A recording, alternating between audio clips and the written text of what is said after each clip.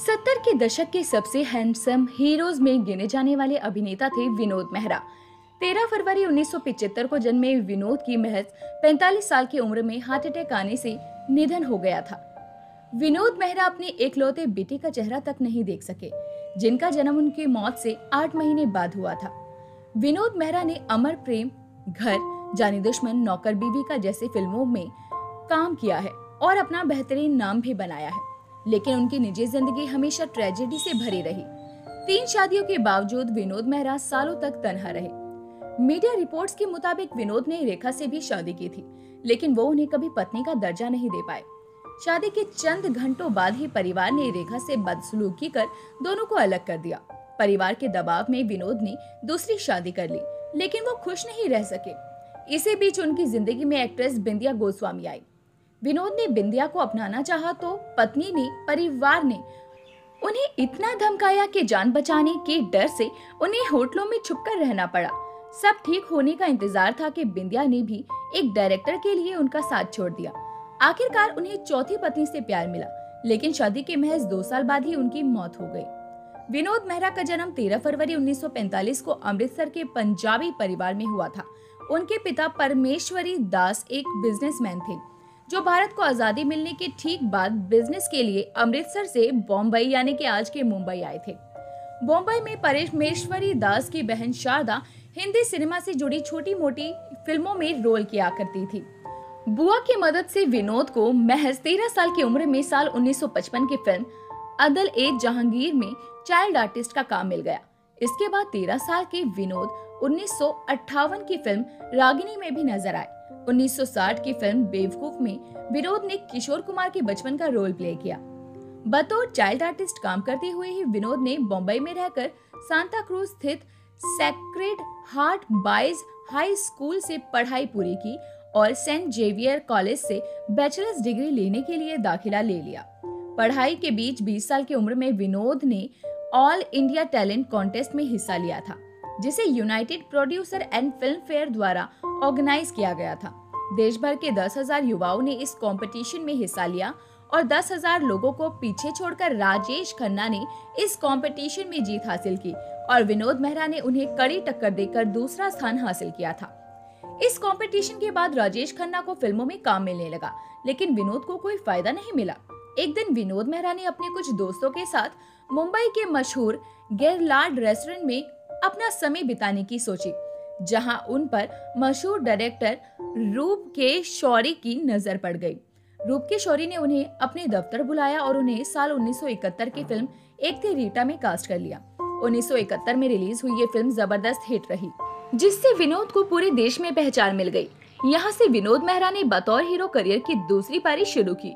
आगे वो पर्दे के पीछे ऐलान, अमर प्रेम, लाल पत्थर जैसी फिल्मों में नजर आए।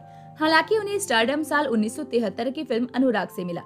लगातार फिल्मों में नजर आते हुए विनोद मेहरा अपने 20 साल के एक्टिंग करियर में करीब 100 से ज्यादा फिल्मों में नजर आए। एक फिल्म के जरिए दिखाया फ्यूचर, 27 साल बाद हो गया सच। विनोद मेहरा साल 1971 में रेखा के साथ फिल्म ऐलान में नजर आए थे।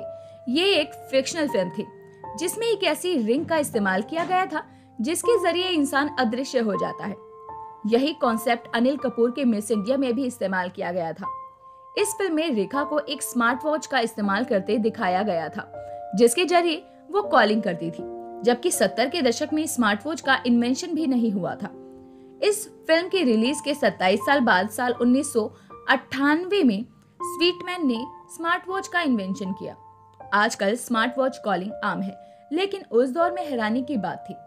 रेखा से शादी कर ले गए घर तो मां ने धक्के देकर निकाला।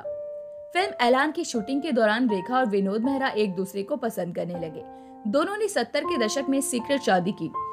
यासिर उस्मान द्वारा रेखा पर लिखी गई biography Rekha the untold story में लिखा गया है कि रेखा और विनोद मेहरा ने कोलकाता में शादी की थी। शादी के बाद विनोद मेहरा रेखा को बॉम्बे ले आए थे, लेकिन जैसे ही वो उन्हें घर ले गए तो घर वालों ने शादी को कबूल करने से साफ इनकार कर दिया था। बायोग्राफी के मुताबिक जैसे ही रेखा ने विनोद की मां के पैर छूने चाहे तो उन्होंने रेखा को धक्का दे दिया और फिर गुस्से में चप्पल से मारने लगी। मां ने दोनों को घर से जलील करके निकाल दिया और दोनों ने शादी तोड़ ली। हालांकि सिम्मी गिरेवाल को दिए एक इंटरव्यू में रेखा ने विनोद मेहरा से शादी की बात को अफवाह ठहराया था।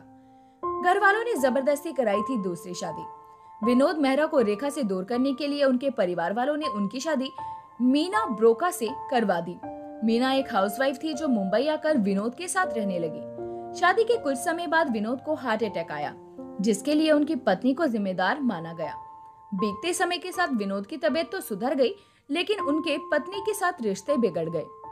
बिंदिया गोस्वामी से नजदीकियां बढ़ी तो पत्नी के घर वालों ने दी धमकियां।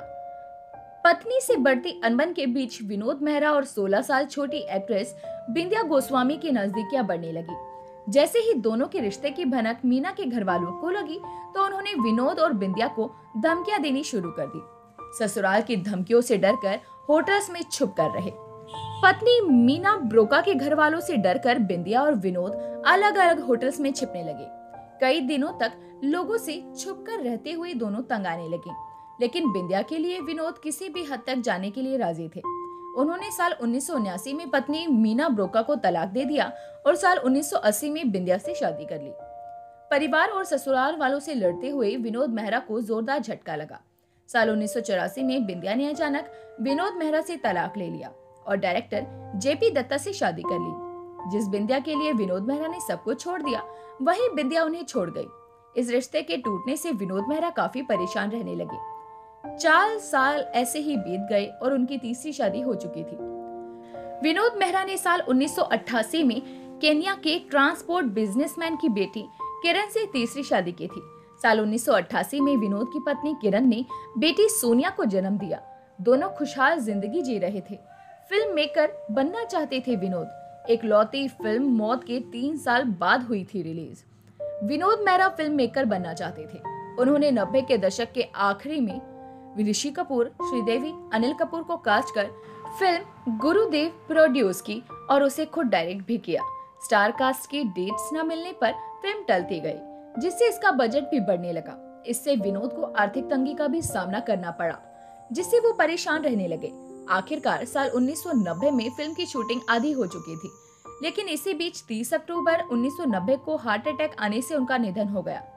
विनोद मेहरा की मौत के बाद फिल्म गुरुदेव का डायरेक्शन राज सिप्पी ने किया था। ये फिल्म विनोद मेहरा की मौत के 3 साल बाद साल 1993 में रिलीज हुई।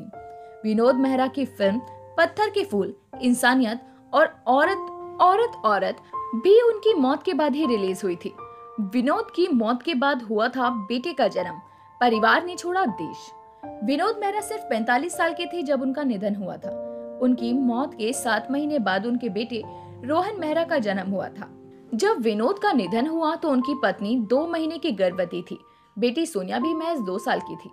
विनोद की मौत के बाद उनकी विधवा पत्नी किरण केन्या लौट गई। उन्होंने मोम्बासा में रहकर बच्ची की परवरिश की और फिर बच्चे की आगे की पढ़ाई के लिए यूके चले गए। विनोद की बेटी सोनिया ने साल 2007 में फिल्म विक्टोरिया नंबर 203 से बॉलीवुड में कदम रखा था। हालांकि ये फिल्म कुछ खास कमाल नहीं दिखा सकी। वहीं इनके बेटे रोहन ने निखिल अडवाणी की 2018 में आई फिल्म बाजार से बॉलीवुड में डेब्यू किया। फिल्म में उनके साथ सैफ अली खान, राधिका आप्टे, चित्रगंधा भी लीड रोल में थे। तो दोस्तों, अभी के लिए तो बस इतना ही। मिलते हैं आपसे अगली वीडियो में। तब तक अपना ध्यान रखिए। Bye bye.